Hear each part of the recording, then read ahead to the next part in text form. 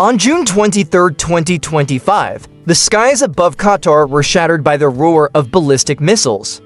In an unprecedented escalation, Iran launched a direct missile strike on Al Udeid Air Base, the largest U.S. military installation in the Middle East. The barrage of Iranian missiles tore through fuel depots and barracks, igniting massive fireballs that turned the desert night into a hellscape of flame and destruction. Steel structures crumbled, and in minutes, 47 American soldiers were dead, with more than 160 others wounded.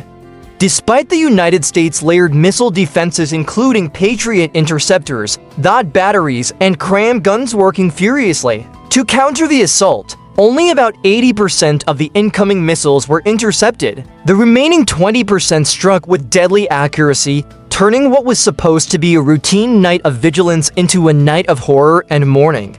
But the grief didn't last long before it transformed into rage. President Trump acted swiftly. Within hours of the attack, he signed an order authorizing a massive retaliatory strike. 15 U.S. stealth jets armed with bunker-busting bombs, 60 Tomahawk cruise missiles launched from U.S. Navy destroyers, and a swarm of radar-jamming electronic warfare aircraft were airborne heading directly for Iran. Their mission: to obliterate Iran's most fortified nuclear facilities. But how could Iran dare to attack the United States so brazenly? What made them think they could get away with it? And more importantly, can this American counterstrike truly eliminate Iran's nuclear program overnight? Let's break it down. June 23, 2025. The attack begins. The night began calmly over Qatar. But in Iran, mobile missile launchers were already on the move. By 2:14 local time, the launch order was given. Within seconds, more than 24 Shahab and Sage-Jill ballistic missiles shot into the sky, their fiery trails slicing through the darkness. Each missile carried a warhead weighing nearly a ton, some packed with high explosives, others filled with fragmentation payloads designed to shred everything in their blast radius. Their target, Al Udeid Air Base, the strategic heart of America's military presence in the Gulf. The U.S. had long anticipated the possibility of such a strike. Al Udeid was surrounded by a multi-layered missile defense system, Patriot PAC-3. Interceptors were in place to destroy ballistic missiles during their terminal phase. THAAD batteries provided long-range protection by targeting missiles in space, and CRAM systems featuring high-speed 20mm Gatling guns served as the last line of defense, designed to intercept whatever might slip through. At the moment Iranian missiles breached Qatari airspace, alarms began blaring across the base. Inside the command center, operators sprang into action, initiating the base's automated intercept sequence. Radar systems immediately lit up with dozens of inbound missile tracks, more than any system operator had seen in years. Patriot batteries fired first, launching interceptor after interceptor into the sky. Explosions lit up the night as they collided with enemy warheads. Moments later, the THAAD systems joined the fray, taking down missiles at the edge of the upper atmosphere. But even this high-tech defense wasn't enough. Nearly 80% of the missiles were neutralized, but several deadly ones got through.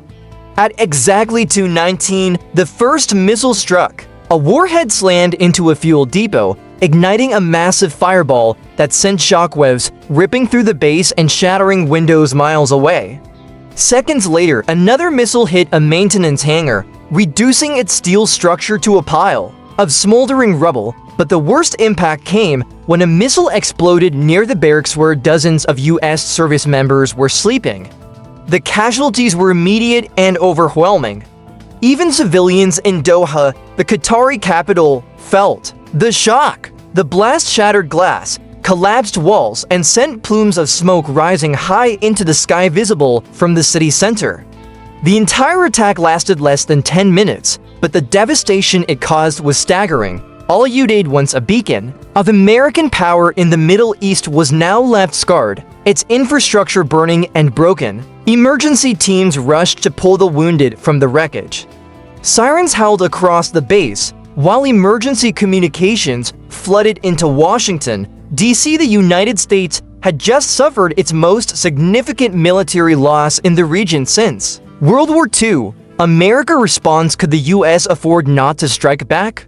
Could Washington really condemn such an attack with just words and expect Iran to stop? Let us know your thoughts in the comments, but here's what happened next. Within minutes of the attack, the White House Situation Room was transformed into a war command center. Live feeds from Qatar showed fires still raging, while casualty counts rose by the minute. By 3 a.m. Eastern Time, the Pentagon confirmed the grim details: 47 U.S. service members dead, 160 to wounded, at least 23 Qatari civilians killed by collapsing buildings and secondary blast damage. Reports showed that 40% of all Udeid's fuel reserves had been destroyed. 2 of the base's runways were rendered unusable. When President Trump entered the room, aides described him as pale with fury. 47 Americans, he shouted, "That's Pearl Harbor on my watch." His words echoed through the tense air, signaling the gravity of what was to come. Military advisors quickly presented their options: a limited strike on the launch sites in Iran was still technically possible, but intelligence reports confirmed that over 80% of Iran's mobile launchers had already been relocated into hardened, underground bunkers. A symbolic attack wouldn't accomplish much. The only viable alternative?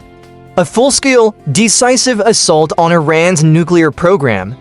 A strike targeting Iran's most fortified nuclear sites deep underground, heavily protected, and previously considered almost untouchable. Escalation was imminent. Advisors reminded the president that Iran had the capacity to mobilize over 500,000 troops and potentially disrupt global oil flows through the Strait of Hormuz, a critical choke point for the world's energy supply. But the counterargument was blunt and uncompromising. If the United States failed to respond, every American base in the Middle East housing more than 40,000 U.S. personnel would be left vulnerable to a similar or worse fate. The debate ended abruptly. President Trump slammed his fist on the table and declared, "They killed 47 of our people.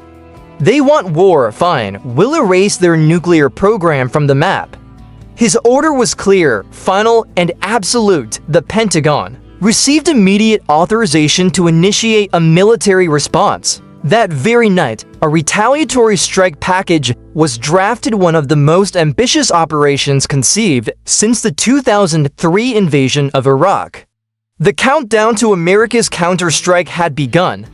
Before revealing what weapons the United States prepared to use in this historic strike, please support the channel by liking and subscribing. Now, let's witness history together.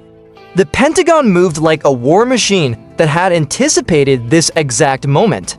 Within 6 hours of the president's directive, planners at CENTCOM had completed a full-strike blueprint Operation Iron. Devastation. Inside the operation was a chilling subplan known as Casualties revealed. Vengeance, a package not designed to punish, but to cripple Iran's nuclear capabilities beyond recovery. The numbers were staggering. 15 F-15E Strike Eagles and F-35A stealth fighters were assigned as the lead attackers.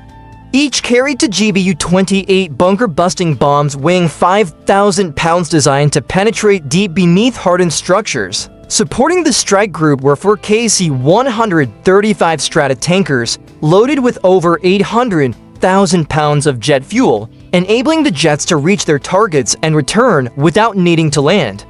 3 EA-18G Growlers, the USS Elite Electronic Warfare aircraft, were deployed to blind Iranian radar across a wide airspace corridor. But the air campaign was only the beginning. From the depths of the Arabian Sea, U.S. Navy submarines and destroyers in the Persian Gulf prepared to launch nearly 60 Tomahawk cruise missiles, each one programmed to target command centers, radar arrays, and communication hubs. Simultaneously, long-range missile units prepared to fire 12 ballistic missiles, each equipped with a 2,000-pound conventional warhead, guided by GPS with pinpoint accuracy, landing within a few feet of their intended targets. Adding yet another layer of precision, 7 reconnaissance satellites were repositioned to monitor Iran's radar systems, while 20 surveillance drones patrolled Iran's borders, sending real-time video and electronic intel to American command centers in Qatar and Florida. To coordinate the operation, a forward team of over 600 military personnel was flown into Udeid Air Base in the UAE, transforming it into a temporary command hub for the mission. By midnight on June 24th, the entire system, jets, ships, satellites, and missiles, was synchronized like a symphony with the precision of a conductor raising his baton. The message was clear: Iran's attack on Udeid Air Base had lit the fuse. Now America was ready to respond, not with rhetoric, but with megatons of precision firepower. Stay with me. What happened next would turn the quiet desert night into a firestorm the world would never forget. Midnight, June 24, 2025. From the dark waters of the Arabian Sea, the strike began. The silence of the night was shattered as dozens of Tomahawk cruise missiles lit up the sky, launched from U.S. Navy destroyers and submarines. Each missile, over 20 feet long and weighing close to 3,000 pounds, streaked through the air at 550 miles per hour, hugging the terrain just above treetop level, flying too low for most radar systems to detect. Within minutes, Iranian air defense installations along the southern coast erupted in flames. Command centers and radar stations were annihilated in pinpoint strikes. At the same time, 3 EA-18G Growlers breached Iranian airspace. Their role was not to kill, but to blind. Using advanced jamming technology, the Growlers emitted a wall of electronic interference, turning Iranian radar screens into static. Inside command bunkers, confusion reigned. Sophisticated air defense systems like the Russian-made S-300 were rendered useless. Radar operators screamed into their headsets. One Iranian officer reportedly shouted, "We are blind. We cannot see them." Then the main strike force arrived. 15 F-15E Strike Eagles and F-35A stealth fighters thundered into Iranian airspace at medium altitude. The F-35s, nearly invisible due to their radar-absorbing coatings and angular frame, penetrated deep into Iranian territory, undetected. Each fighter carried GBU-28 bunker busters, laser-guided munitions built to burrow 20 feet into reinforced concrete before detonating. The first bombs hit the Natanz nuclear facility. Across the region, seismic sensors recorded tremors as 5,000. Pounds of explosives tunneled deep underground, then detonated in fiery eruptions. Reinforced doors, blast shields, and even layers of granite crumbled like sand. One of Iran's most fortified nuclear assets had just been reduced to rubble. Meanwhile, the F-15Es delivered their payloads over Fordo, an enrichment plant buried beneath a mountain. Using satellite guidance and onboard lasers, they hit their targets with surgical precision. Eyewitnesses miles away described the ground shaking as though struck by a major earthquake. Entire subterranean complexes collapsed, trapping and burying hundreds of Iranian personnel. Then came the second wave, 12 U.S. long-range ballistic missiles, each carrying a 2,000-pound warhead plunging from the upper atmosphere at Mach 5, nearly 4,000 miles per hour. At that speed, interception was impossible. The warhead struck with surgical precision, targeting key facilities near Arak and Isfahan. In an instant, workshops, centrifuge halls, and fortified storage bunkers were obliterated. The destruction was staggering, far beyond anything Iran had anticipated.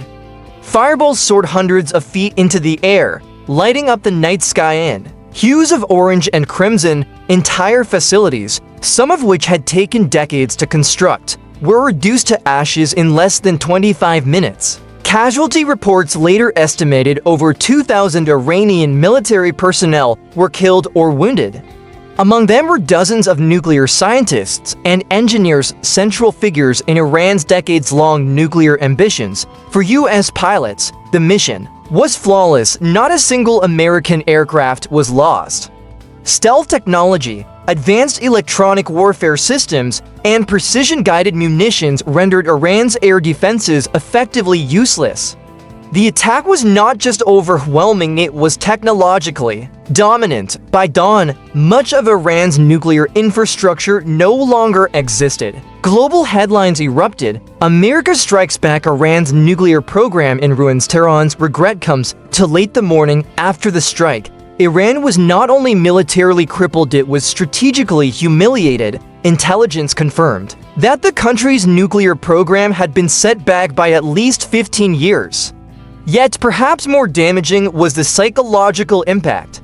For decades, Iran's leadership had assured its citizens and allies that its defenses were impenetrable. In less than 30 minutes, the United States had proven otherwise. The cost for Iran was devastating. Over 2,300 killed, billions of dollars in infrastructure destroyed, the abrupt collapse of a 30-year nuclear program. But the true blow wasn't just physical, it was the shattering of credibility. Tehran's repeated claims of strength were exposed as illusions. In capitals across the Middle East, regional powers quietly recalculated their stances. They understood something new and sobering. Provoking Washington carries consequences that no alliance, formal or informal, can shield against. For the United States, Operation Iron Vengeance sent a clear signal, but it also offered critical lessons. The mission showcased the unparalleled coordination of air power, space assets, naval forces, and ballistic systems across 3 continents. America's global reach remains unmatched. Yet, the strike also highlighted how precarious the global balance truly is. One regional attack had escalated into an international crisis within days. Markets reeled, oil prices surged, and world leaders scrambled to contain the fallout. Still, amid the chaos was a message, one tailored for allies and adversaries alike. The United States will not allow its soldiers to die in vain, nor will it tolerate unchecked threats to its power. For older generations of Americans, the moment felt achingly familiar. From Pearl Harbor to 9/11s, history had shown a pattern. Every time America is struck, its response is swift, overwhelming, and unforgiving. June 2025 now joins that lineage. The lesson is unambiguous. Technology evolves, alliances shift, but one truth remains: when America is attacked, the retaliation will be fast, precise, and decisive. Iran had gambled on testing America's resolve. The result wasn't just defeat. It was a cautionary tale etched in fire and steel for the world to witness. The chain of events from June 23rd to June 25th, 2025 will be remembered as one of the most dramatic military confrontations of the 21st century. It began with a bold and devastating move: Iran's missile barrage on Udeid Air Base in Qatar. The strike killed 47 American service members, wounded 162 more, and claimed the lives of 23 Qatari civilians. The attack shocked Washington and the world, but in less than 72 hours, America responded. The U.S. strike destroyed 4 of Iran's 5 major nuclear sites, killed over 1,300 Iranian soldiers and scientists, and inflicted more than $15 billion in damages to Tehran's strategic infrastructure. What Iran had taken 30 years to build was turned to rubble in under 30 minutes. The sheer speed, precision, and scale of the response served as a brutal reminder: America's military power, once unleashed, is without equal. But beyond the numbers and the destruction was a deeper message.